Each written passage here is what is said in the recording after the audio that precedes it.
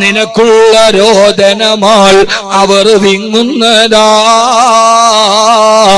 കരയാത്ത കണ്ണും കരകവിഞ്ഞൊഴുകുന്നതാ. ഉമ്മാനവത്താൽ കരയാത്ത കണ്ണേതാണുള്ളത്? ഉമ്മാന്റെ കരുത്തോർത്താൽ കഷ്ടപ്പെട്ട് വളർത്തിയ ഉമ്മ. ആ ഉമ്മയെ വേദനിപ്പിക്കരുത്, ഉപ്പയെ കരയിപ്പിക്കരുത്. രാവിലെ നല്ല വസ്ത്രവും ധരിച്ചിട്ട് കോട്ട് സൂട്ടും ഇട്ട് നമ്മൾ വണ്ടിയുടെ കീയുമെടുത്ത് കറക്കിക്കൊണ്ടിങ്ങനെ വീട്ടിൽ നിന്ന് ഇറങ്ങുമ്പോ വീടിന്റെ ഉമ്മറപ്പടിയിലെ ചാരുകസേരയില് മെലിഞ്ഞുണങ്ങിയ ഒരു ഉപ്പ ഇങ്ങനെ നീണ്ടു നിവർന്ന് കിടക്കുന്നുണ്ട്. പൊന്നുമോനെ, ഇന്ന് നിന്റെ ശരീരത്തിന് ഈ വണ്ണവും വലിപ്പവും വന്നത് നിന്റെ ഉപ്പാന്റെ ഈ ശരീരം വൈക്കോല് പോലെ ഉണങ്ങിപ്പോയത് കൊണ്ടാണ്. ഉപ്പാടെ ശരീരം വൈക്കോല് പോലെ ഉണങ്ങിയത് നിന്റെ ശരീരത്തിന് മാംസമായി വന്നതാണ്. നിന്റെ ഉപ്പ കരയില്ല, നിലവിളിക്കില്ല. ഉമ്മ ഓടി വന്ന് പൊട്ടിക്കരയും. കാലെന്ന് പോയി കല്ലിൽ തട്ടിയാല് ഉമ്മ ഓടി വന്ന് പൊന്നുമോനെ എന്ന് പറഞ്ഞു വാരിയെടുത്ത് മുത്തം തരും. പക്ഷെ അപ്പോഴും ഉപ്പ ഓടി വരില്ല, അവിടെ ഇരുന്ന് കാണും. എന്നിട്ട് ആരും കാണാതെ കണ്ണുനീരിനെ തുടച്ചു നാട്ടുന്ന ഉപ്പ കരയില്ല മോനെ. ഉപ്പ സങ്കടങ്ങൾ ഉള്ളിൽ ഒതുക്കലേ ഉള്ളൂ. ഉമ്മ കരഞ്ഞ് നിലവിളിക്കും. അവസാനം എന്റെ പൊന്നുമോൻ എന്തെങ്കിലും പറ്റിയെന്ന് പറഞ്ഞാൽ നേരെ പള്ളിയിൽ പോയി നിസ്കാരപ്പായിൽ ആരും കാണാതെ കരയുന്ന ഉപ്പ ഒരു കരുതലാണ്. ഉപ്പ വീട്ടിലുണ്ടെങ്കിൽ എല്ലും തോലും മെലിഞ്ഞ വൃദ്ധനാകട്ടെ, ഉപ്പ വീട്ടിലുണ്ടെങ്കിൽ വീടിന് വാതിലില്ലെങ്കിൽ കിടന്നുറങ്ങാൻ ധൈര്യമുണ്ട്. ഉപ്പ വീട്ടിലില്ലെങ്കിൽ വാതിലിന് എത്ര വലിയ പൂട്ടും താഴും വെച്ചാലും കിടന്നുറങ്ങിയാൽ ഉറക്കം വരില്ല. ഉപ്പയാണ് ലോകത്തിലെ ഏറ്റവും വലിയ സെക്യൂരിറ്റി ഗാർഡ്. ലോകത്തിലെ ഏറ്റവും വലിയ സെക്യൂരിറ്റി ഉപ്പയാണ്. ഉപ്പ വീട്ടിലുണ്ടെങ്കിൽ ഉമ്മായി മക്കൾ സുഖമായിട്ട് ഉറങ്ങും. ഉപ്പ ഇല്ലേ, വാതിലിന് എത്ര പൂട്ടുണ്ടെങ്കിലും ഉറങ്ങൂല കുട്ടിയെ. അതുകൊണ്ട് ഉപ്പയെ ദ്രോഹിക്കരുത്. നിന്റെ ജീവിതം, നിന്റെ വീട് താറുമാറാവും. അള്ളാഹു കാത്തുരക്ഷിക്കട്ടെ. അള്ളാഹു നമ്മുടെ മാതാപിതാക്കൾക്ക് ആരോഗ്യത്തോടെ ദീർഘായുസ്സ് കൊടുക്കും.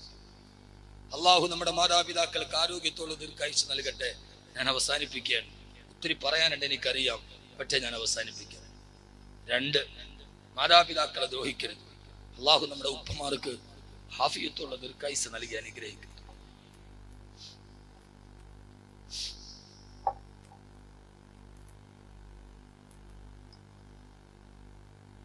3 പ്രധാനപ്പെട്ട കാര്യമാണ് അള്ളാഹു തൗഫീഖ് നൽകി. അല്ലാഹു അക്ബർ. 12 മണിയായി.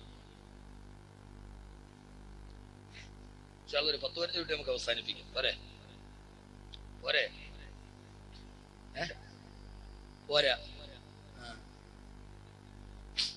അൽഹംദുലില്ലാഹ്. അള്ളാഹു നമുക്ക് ഇനിയും പറയാനുള്ള തൗഫീഖ് നൽകട്ടെ. 12 ദിവസമായി ഞാൻ വീട്ടിൽ നിന്ന് ഇറങ്ങിയിട്ട്. ഇടയ്ക്കൊന്ന് പോയി വീണ്ടും ഇറങ്ങി. എന്ന് ഈ വാദം തന്നെയാണ്. ഒരു പരിധിയുണ്ട് സഹോദരങ്ങളെ. എല്ലാരും പറയാനൊക്കെ എളുപ്പമാണ്, പക്ഷേ വിമർശിക്കാൻ എളുപ്പമാണ്. വിമർശിച്ചോട്ടെ, കുഴപ്പമൊന്നുമില്ല. ആരെന്ത് പറഞ്ഞാലും കേൾക്കും, ഒരു മറുപടിയില്ല. ചില സമയത്ത് നമ്മൾ പൊട്ടന്മാരാവണം. ജീവിതത്തിൽ വിജയിക്കണോ, നമ്മൾ ചില സമയത്ത് പൊട്ടന്മാരാവണം. സുമ്മും ബുക്കുമൻ ഉമിയൻ പൊട്ടൻ, പച്ച പൊട്ടൻ. അവര് പറയണ ഞാൻ കേട്ടിട്ടില്ല. അവലക്കത് അമുറു അലല്ല ഈമിയ സുബ്ബുനി ഫമളൈതു സമ്മത ഖുൽതുലായ ഇനീനി. ഞാൻ പ്രത്യേകിച്ച് ഓർമ്മ, ജീവിതത്തിൽ ജയിക്കണോ, പൊട്ടനാവണം. കാട്ടിലൊരു മത്സരം നടന്നു. ഒറ്റക്കൊമ്പുള്ള മരത്തിന്റെ മുകളിൽ ഒരു സ്വർണ്ണ കിരീടം വെച്ചിട്ട് അതിൽ കയറി എടുക്കുന്നവന് ആ സ്വർണ്ണ കിരീടം കിട്ടും. പുലി, അണ്ണാൻ, ഉടുമ്പ് ഒക്കെ കയറാൻ നോക്കി. പാതിവടിയിൽ തോറ്റ് താഴെ വീണു. എന്നാ അവ എപ്പോഴും മരത്തിൽ ഓടി നടക്കണം. അവസാനം ഒരു പച്ച തവള, കൊച്ചു തവള കയറാൻ ശ്രമിച്ചു. അപ്പൊ ചുറ്റുഭാഗത്ത് നിന്ന് മൃഗങ്ങളൊക്കെ കൂക്കി വിളിച്ച് പരിഹസിച്ചു. എടാ, പുലിക്ക് അണ്ണാനും പറ്റാത്താണോ പച്ചത്തവളെ നീ ഇപ്പൊ കയറാൻ വേണ്ടി പോണത്? ചുറ്റുഭാഗത്ത് നിന്ന് മുഴുവൻ ആളുകൾ കൂക്കി വിളിച്ച് പരിഹസിച്ചു. തവള ഇതൊന്നും ശ്രദ്ധിച്ചില്ല. പാഞ്ഞു മുകളിൽ കയറി കിരീടം എടുത്ത് താഴെ ഇറങ്ങി. അപ്പൊ ഈ കിരീടം കൊടുക്കാൻ വേണ്ടി രാജാവായ സിംഹം, ഇത് തെറുമതിയിലൊന്നും ഇല്ല കേട്ടോ, ഫോർ എക്സാമ്പിൾ ഒരു കഥയാണ്. അങ്ങനെ സമ്മാനം കൊടുക്കാൻ വേണ്ടി സിംഹം കൊടുത്തപ്പോ ഈ തവളയോട് സിംഹം ചോദിച്ചു, മോനെ, ചുറ്റുഭാഗത്ത് നിന്ന് ഇത്രേ ആളുകൾ കൂക്കി വിളിച്ചിട്ടും അതൊന്നും ശ്രദ്ധിക്കാതെ നീ അങ്ങനെ മുകളിൽ കയറി വിജയിച്ചു. അപ്പോൾ ഈ പാവം തവള ഒന്നും വേണ്ടിയില്ല, മുഖത്തോട്ട് ഇങ്ങനെ നോക്കി നിന്നു. അപ്പൊ ഈ തവളയുടെ അമ്മ അപ്പുറത്തൊന്ന് വിളിച്ചു പറഞ്ഞു, രാജാവേ അവനോടൊന്നും ചോദിക്കണ്ട, അവൻ പൊട്ടനാണ്. രാജാവേ അവനോടൊന്നും ചോദിക്കണ്ട, അവൻ പൊട്ടനാണ്, അവന് ചെവി കേൾക്കൂല.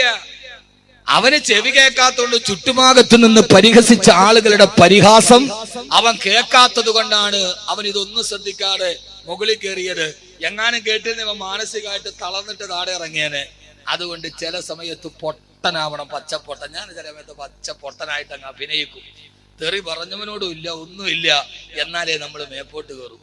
ചില സമയത്ത് എല്ലാത്തിനും മറുപടി പറഞ്ഞാൽ ജയിക്കൂല. ചില സമയത്ത് മിണ്ടാതിരുന്നാലേ അള്ളാഹു നമ്മളെ മുകളിലെത്തിക്കൂ. അള്ളാഹു തൗഫീഖ് നൽകട്ടെ. അപ്പൊ മിണ്ടാതിരിക്കുന്നത് മറുപടി ഇല്ലാഞ്ഞിട്ടല്ല, പിന്നെയോ അത് വിവേകത്തിന്റെ അടയാളമാണ്. നാളെ വിജയിക്കണമെങ്കിൽ നാളെ നമ്മൾ അവിടേക്ക് എത്തണം. കാരണം എന്താ? പരിവലക്കത് അമുറു അലല്ലൈമി ബിയസുബ്ബുനി ഫമലൈതു സമ്മത ഖുൽതു ലാ യഅനീനി. കാരണം എന്താ ഞാനിത് പറയാൻ കാരണം എന്താ? എന്റെ ജീവിതത്തിന്റെ 17 വർഷങ്ങൾ, ആ 17 വർഷങ്ങളിൽ ഞാൻ പരിചയപ്പെടുത്തിയത് വിശുദ്ധമായ ഖുർആനിനെയാണ്. ആ ഈ വിനീതന്റെ വേദ കേട്ടിട്ട് ആയിരക്കണക്കിന് മക്കള് ഖുർആൻ പഠിക്കാൻ കേരളത്തിന്റെ അകത്തും പുറത്തും പോയിട്ടുണ്ട്. ഇന്ന് 3000-ലധികം കുട്ടികൾ പഠിക്കുന്നുണ്ട്. മഹാനായ ആനക്കര കോയക്കുട്ടി ഉസ്താദിന് ഒരിക്കൽ എന്റെ ശബ്ദം പോയപ്പോ മഹാനവറുകളെ കണ്ടപ്പോ എന്നോട് പറഞ്ഞു, കുട്ടിയെ അള്ളാഹു നിന്നെ കൈവിടില്ല. നിന്റെ വാദ കേട്ടിട്ട് എത്രയോ ഹാഫിളീങ്ങള് കേരളത്തിൽ ഹിഫ്ള് പഠിക്കാൻ പോയി. സഹോദരാ, ഈ സമയം വരെ എനിക്ക് എന്റെ ജീവിതത്തിൽ ഉറപ്പുണ്ട്, അഹമ്മദ് കബീർ മരിച്ചു എന്ന് കേട്ടായോ ആയിരക്കണക്കിന് ഹാഫിളീങ്ങൾ എന്റെ വെള്ളത്തുണിയിൽ പൊതിഞ്ഞ മയ്യത്തിന്റെ ചാരത്ത് നിന്ന് ദുആ ചെയ്യുമെന്ന് എനിക്ക് ഉറപ്പാ. കാരണം ഞാൻ എവിടെ വാദ പറഞ്ഞിട്ട് പോയാലും അവിടെ ഒരു ഹാഫിളെങ്കിലും പിന്നെ ഉണ്ടാവാതിരിക്കില്ല.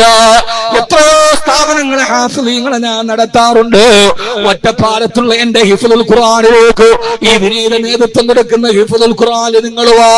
എപ്പോഴാ? നട്ടുച്ചക്കല്ല, പട്ടാപ്പകലല്ല, സമയമുണ്ടെങ്കിൽ പുലർച്ചെ 4 മണിക്ക് വന്നാൽ 11-12 വയസ്സുള്ള ഹാഫിളീങ്ങൾ തഹജ്ജുദിന് എഴുന്നേറ്റിട്ട് പടച്ചറപ്പിനോട് ദുആ ചെയ്യുന്നത് കാണാം. അല്ലാഹുവേ, ഞങ്ങളെ സഹായിച്ചവർ, സഹകരിച്ചവർ, ഞങ്ങളെ ഏറ്റെടുത്തവർ, പൊന്നുമോനെ, അവരെ തഹജ്ജുദിന് വിളിക്കാൻ ഉസ്താദന്മാരെ അലാറം വെക്കണ്ട, വൈക്കപ്പ് കോള് വേണ്ട.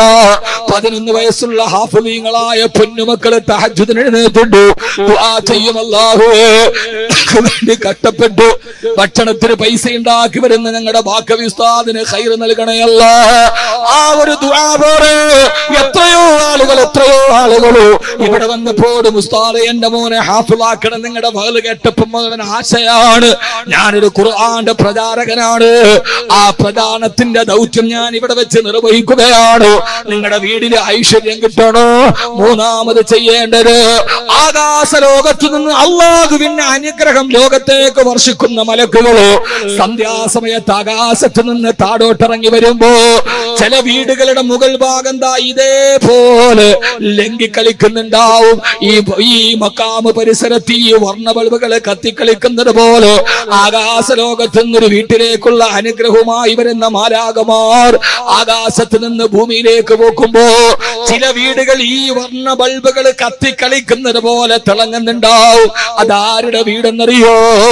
ഞാൻ പറയുന്നു, ആയിരക്കണക്കിന് തൂണുകളല്ല വേണ്ടത്. ഈ വീട്ടിന്റെ ഉള്ളിലെ അനുഗ്രഹത്തിന്റെ ഈ കവാടം തുറക്കണം. ഒന്നാമതാരെന്നറിയോ? ബൈത്തുൽ ആലിമി, ഒരാലിമിന്റെ വീട്.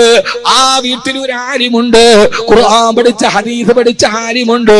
ഇദാ അമില ബിഹി, ആ ഇൽമനുസരിച്ചിട്ട് അയാൾ അമൽ ചെയ്താൽ. രണ്ടാമത്തെ വേറെന്നറിയോ? നിന്റെ വീട്ടിൽ അല്ലാഹുവിന്റെ അനുഗ്രഹം വേണോ? വബൈതു ഹാഫിളിൽ ഖുർആൻ മനപ്പാഠമാക്കിയ ഹാഫിളിന്റെ വീട്. ഖുർആൻ മനപ്പാഠമാക്കിയ ഹാഫിളിന്റെ വീട്. ആ വീട്ടിലൊരു ഹാഫിളുണ്ട്, അവൻ ഖുർആൻ മനപ്പാഠം